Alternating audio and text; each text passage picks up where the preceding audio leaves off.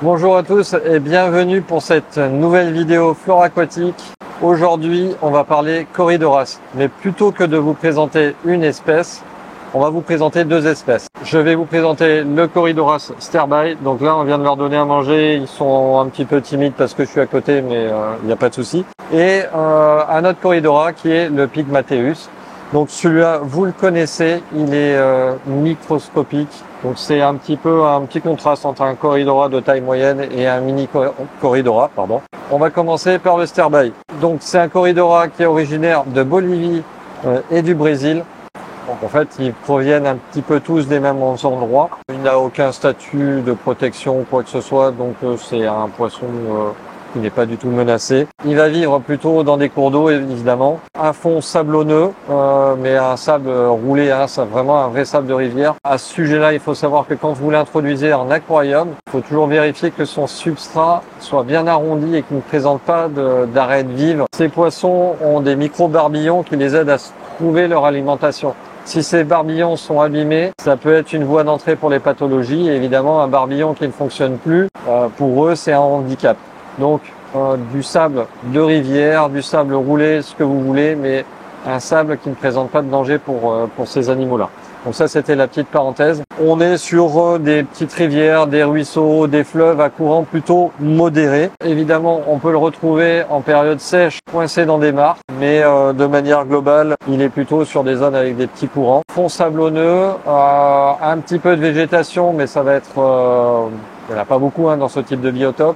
Par contre, pas mal de racines et de galets. C'est un poisson qui vit dans des eaux un petit peu acides. Donc le pH va être à peu près de 5,8 à 7. Cette acidité, elle est causée en fait par des végétaux en décomposition, principalement des feuilles qui tombent des arbres et qui provoquent cette acidité. Évidemment, ces feuilles, qu'est-ce qu'elles font? Elles relarguent du tanin. Donc l'état naturel, ils vivent aussi dans des eaux un petit peu colorées, des fois des eaux vraiment noires. Le GH, lui, alors ça dépend un petit peu de la littérature.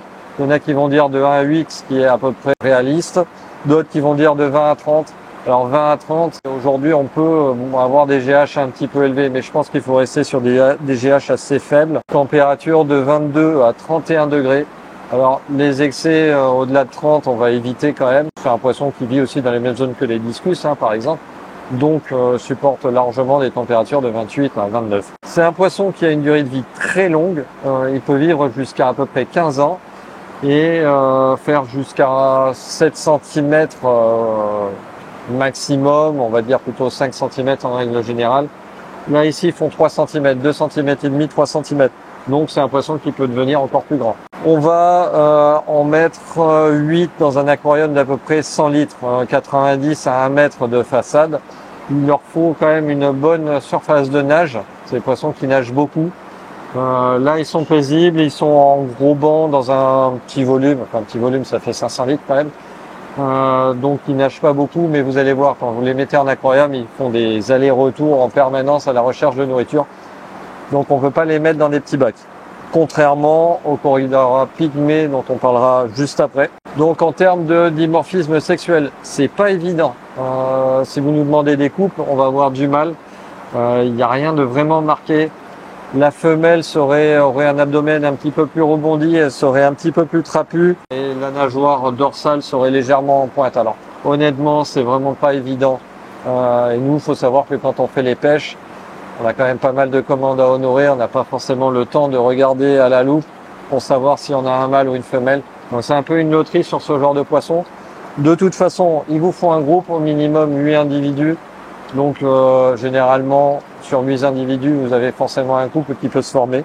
Il faut savoir aussi, c'est que ces poissons-là ont, comme par exemple chez les cyprinidés, les carpes, les carassins, etc., une possibilité de respirer via leur intestin. On appelle ça une respiration intestinale. Donc en fait, ils peuvent capter l'oxygène lorsqu'ils vont remonter en surface pour respirer. Ils peuvent capter de l'oxygène via leur intestin. Donc, faut pas vous affoler si vous voyez un Corydora qui monte en speed en surface pour chercher de l'air. C'est sa manière de respirer, c'est sa manière à lui de pallier au manque d'oxygène par les hautes températures ou lorsqu'il est enfermé dans des marécages à la saison sèche. C'est un poisson omnivore qui est même, j'aurais tendance à dire, un petit peu détritivore. Donc il va manger ce qu'il trouve dans le sable, tous les petits micro-organismes, les petits vers de vase, etc.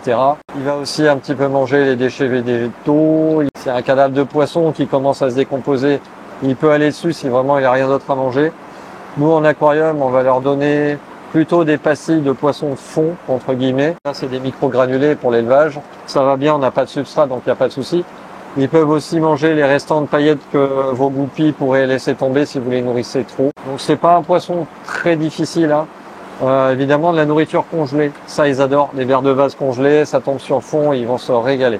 En termes de reproduction, vous avez une période de ponte qui va durer à peu près 5-7 jours.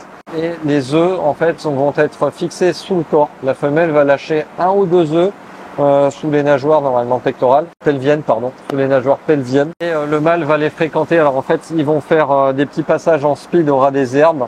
À ce moment-là, le mâle féconde les 1 ou 2 œufs et la femelle les largue sur les herbes. Sur les sterbailles, vous avez à peu près une trentaine d'œufs qui vont être libérés à ce moment-là. Et une éclosion des œufs qui va être à peu près se faire au bout de 4 jours. Donc là, après les alevins vont être tout petits, vont se planquer directement dans le décor, vont être un peu emportés dans le décor jusqu'à être abrités. Là, ils vont se nourrir de ce qu'ils trouvent, du biofilm, etc. Au niveau des cailloux et de la mousse de java, si vous en mettez par exemple, hein, ça fait un super bon support de ponte. Et pour le poisson, ça va lui donner fournir une nourriture nickel. Donc voilà, ça c'est notre sterbaille. Donc vous avez vu une livrée un petit peu mouchetée qui finit un petit peu rainurée vers l'arrière. Une caractéristique aussi au niveau des 2 pectorales, vous avez déjà une petite épine qui est assez dangereuse. Alors faites attention quand vous manipulez ces poissons-là. Dans les épuisettes, ils peuvent s'abîmer, ils peuvent coincer cette nageoire-là. Enfin, cette épine de nageoire, et vous pouvez aussi vous la planter dans la main. Donc on fait attention quand on manipule ces poissons. Au niveau de cette nageoire, vous avez un liseré orange, y compris sur la pectorale d'ailleurs. Donc ça, c'est les caractéristiques du sterbaille. Alors à présent, on va passer au Corydoras pygmée. Donc je vais aller un petit peu plus vite parce qu'il y a pas mal de caractéristiques qui vont se ressembler, hein.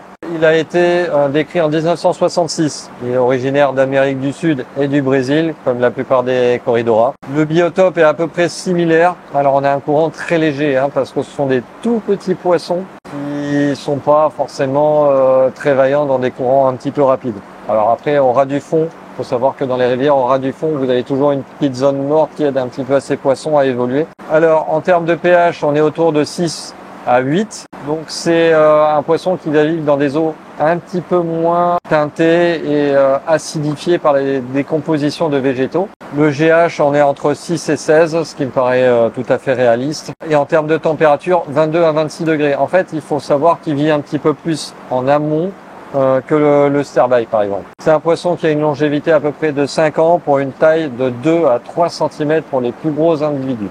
Là, on va pouvoir mettre une population de 8 poissons dans un 30 litres. Donc le pygmée, le Corydoras pygmée est vraiment adapté au petit bac. Mais par contre, passer cette espèce-là, on va de suite passer sur des volumes minimum de 50 litres. En termes de dimorphisme sexuel, on est la même chose que sur les autres Corydoras. Vu la taille de ce Corydoras, on va être incapable de vous sélectionner un couple. Ça c'est clair, net. Ça va être vraiment compliqué. La respiration, enfin, il a aussi une respiration intestinale, comme je vous ai expliqué, hein. Donc il va capter l'oxygène via son tube digestif.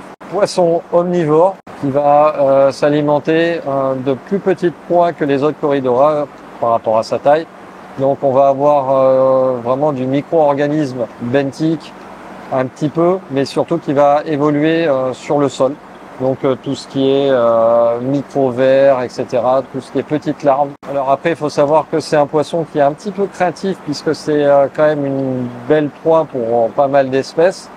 Donc il a un comportement qui est un petit peu moins tranquille que celui-là, ils sont assez craintifs. Donc à la moindre alerte, ils vont demander à se réfugier. C'est pour ça qu'on filme pas à côté d'eux, on veut pas les stresser. Ils sont tellement petites, de toute façon, vous les verrez pas. Ce sont des ovipares qui pondent sur substrat.